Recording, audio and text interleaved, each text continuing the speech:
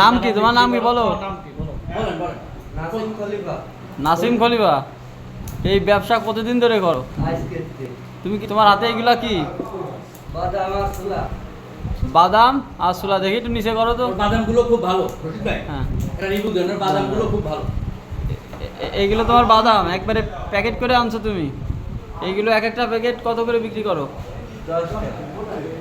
এই এই এক একটা প্যাকেট 10 টাকা করে। এর সাথে কি আর কিছু দাও? এর সাথে মশলা আছে? মশলা দাও না? এই জালের মশলা দাও না?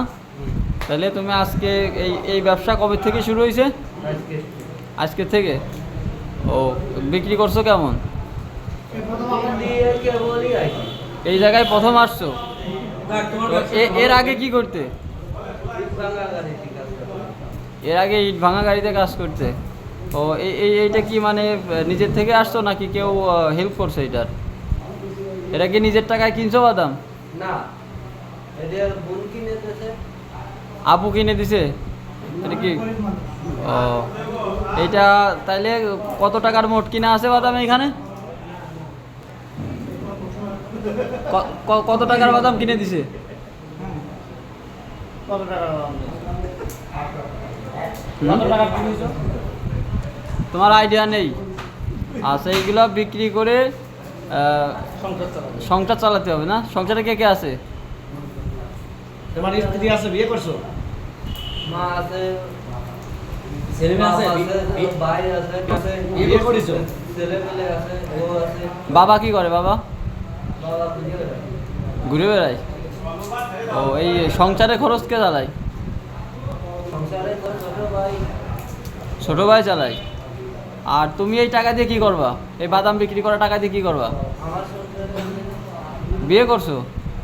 ছেলে মেয়ে আছে? এক ছেলে আছে। মানে বাবা মার সাথে থাকো না একাই থাকো? তোমরা আলাদা ফ্যামিলি নাকি? আলাদা। ও, এই বাদামের উপরই তোমার এক ছেলের আর তোমার সংসার খরচ চলবে, তাই না? ও আচ্ছা, ঠিক আছে, তুমি কাজ করো, মন দিয়ে কাজ করো, আর চেষ্টা করবা সবসময় সৎভাবে, ঠিক আছে? সৎভাবে ব্যবসা করার। তোমার বাদামগুলো ভালো আছে, ঠিক আছে, তোমার বাদামগুলো ভালো আছে। যে আমরা এখানে আমরা খাচ্ছি, যে বাদামটা আমরা বের করি আপনারা দেখতে পারেন।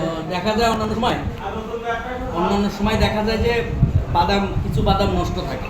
মানে আমরা যদি 10 টাকা 20 টাকা দাম নিই, বেশ কিছু বাদাম ওখানে নষ্ট এবং মানে পোড়া দেখা যায়। সে তুলনায় বাদামের মান অনেক ভালো এবং বাদামগুলো খুবই পরিচ্ছন্ন এবং খুবই সুন্দরভাবে ভাজা হয়েছে। এটা ভালো, বাদাম ভাজাটা খুব সুন্দর, খুব সুন্দর। দাদা, বাদাম খেয়ে কেমন লাগলো? বাদাম ভালো, বাদামের মান ভালো, পচা নেই এবং ভাজছেও ভালো করে। এটা ভালো। তবে যদি এরকমের করতে থাকে তাহলে ওর ব্যবসা ভালো চলবে। নতুন যেহেতু শুরু করছেন, চালাবে ভালোবাসা। যাই হোক, আমাদের পক্ষ থেকে তোমার জন্য শুভকামনা রইল। তুমি শুরু করো, ইনশাল্লাহ তোমার আল্লাহ রহমত করবে। এই, এখন তো